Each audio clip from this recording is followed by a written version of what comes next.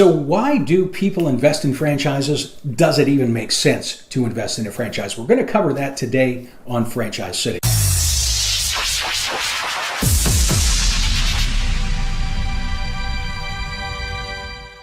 So we just wrapped up a video on celebrities and the franchises they own here on the channel. These are people with millions of dollars. They could invest their money anywhere. They chose franchising. Many investor groups have franchises in their portfolio. Blue-collar workers with a desire to start a business, but they might not have the experience. Veterans, people who want to diversify their portfolios. Many of us here at Franchise City are franchise owners. But why would anyone want to pay the royalties and those big franchise fees when you can just start your own business? Now, I'd like to clarify, just because a business is a franchise does not guarantee that it's going to provide these benefits. Within the thousands of franchise opportunities, some are terrible, some mediocre, and then there are some really great franchises that bring significant value to investors. So in the context of this video, when I refer to the benefits of buying a franchise, I'm really referring to the good franchises, not the bad ones. Now, some quick stats before we begin. 1 in every 12 businesses in the USA is a franchise. There are approximately 733,000 franchises in the US. Franchising supports 14 million workers in the U.S., directly responsible for over $405 billion in GDP, and indirectly for almost $1 trillion. So this is a very successful business model, and here is why. So the first benefit is the economies of scale and buying power. Now, if you're investing in a franchise that has some type of consumables, supplies, or inventory, and it could be hamburgers, cleaning solvent, vehicles, advertising, whatever. Because you are part of a buying conglomerate, you're going to get very low pricing, buying in huge volumes for dozens or hundreds of franchisees. Now, beyond your daily consumables, there are also often arrangements with insurance providers, leasing agents, and other industry connections that the franchise has negotiated using this buying power that ultimately can save you a substantial amount of money over just being a one-store independent. Now, some people make the blanket statement that paying royalties is just not worth it. We see it sometimes here in the comments. And in some cases, they are correct. But in a solid franchise situation, when you analyze and compare the royalties you pay versus the savings in consumables, you should start to see an equitable relationship. Number 2, very important, you get a success road map. And with every franchise, you receive an operations manual. And in that manual are the exact systems, processes, and procedures that are involved in building that business. Many of these manuals are hundreds of pages long and are going to cover topics ranging from how to acquire customers to how to answer the phone. Now, if any of you have ever started a business, you'll appreciate how much is involved in getting set up, from creating your branding to the business workflow, marketing, social media these days, human resources, employee recruitment, training, retention, client acquisition and retention, a CRM system, billing, accounting and receivables, real estate, sourcing vendors. Where do you advertise? What do you do on your grand opening? I mean, the list never ever ends for a small independent business owner. You're always figuring something else out. And keep in mind, these are all the things outside of your core competency of knowing how to cook the hamburger or swing the mop or yield the paintbrush.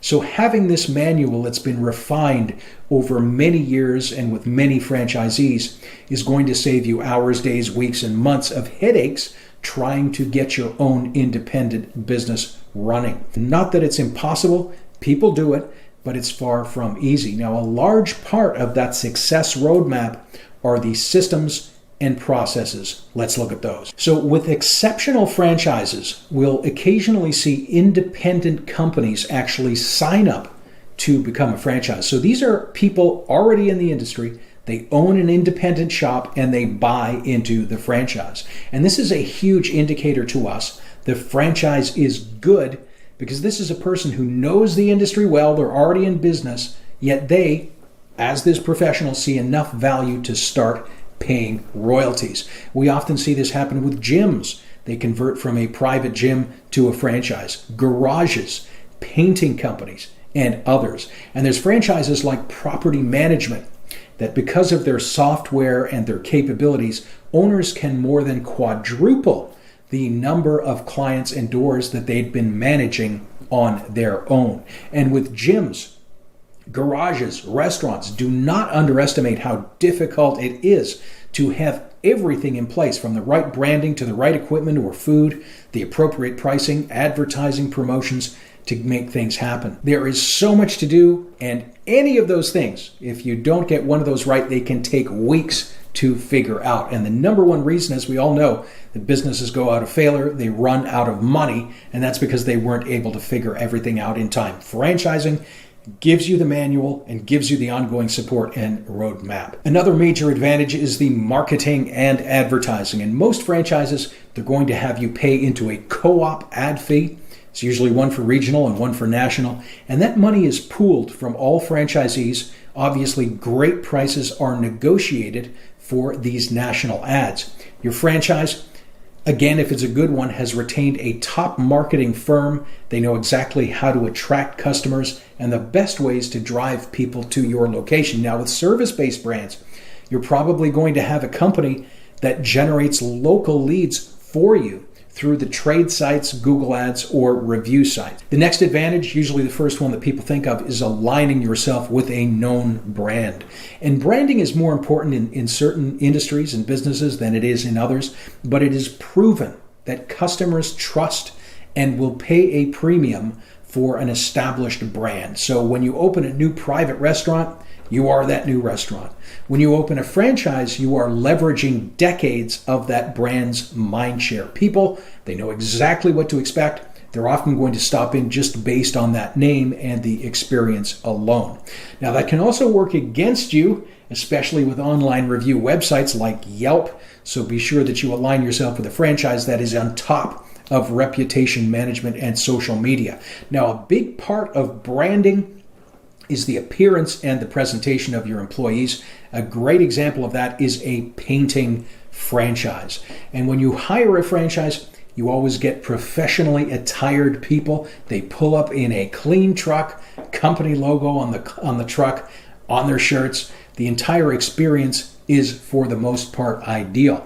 Now, I don't know how many people I've met who question the suckers paying franchise royalties and then go out with their rusty old truck in their ripped blue jeans because people just don't care about that kind of stuff. And you know what? Some customers might not care about that, but I guarantee that customers willing to pay a bit more for quality and appearance are going to be easier to work with and far more loyal than the penny pincher customers. They often want the cheapest, and they are eventually going to drive your business into the ground. And that's another benefit of franchising.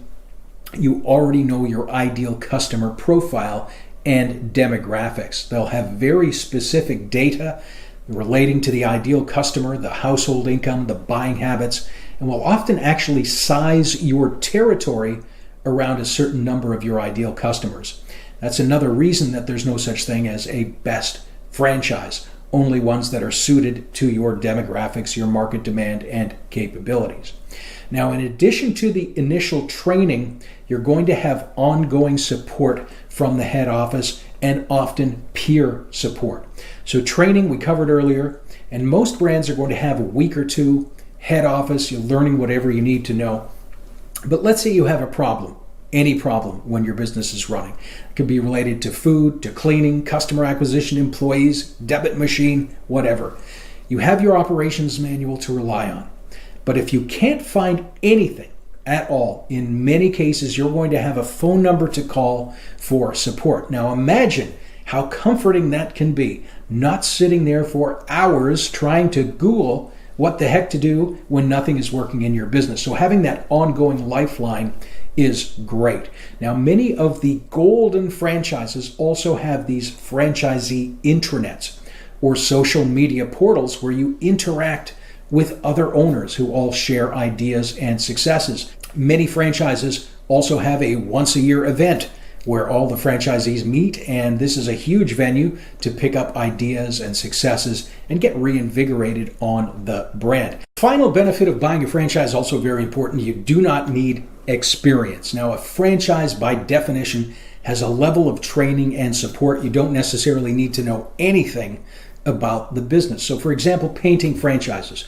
They don't want painters as owners. Cleaning franchises. They don't want you to know how to swing a mop. Restaurants. They don't want you to know how to cook. You can hire those functions. The best background for most franchises is usually an executive background, someone who is capable of growing that business and delegating the actual functions of the business. So while I would never start an independent painting business knowing nothing about painting, most franchises are starting you off with zero experience.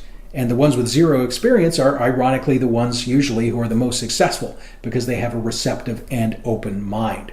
Now, a bonus benefit is your financing.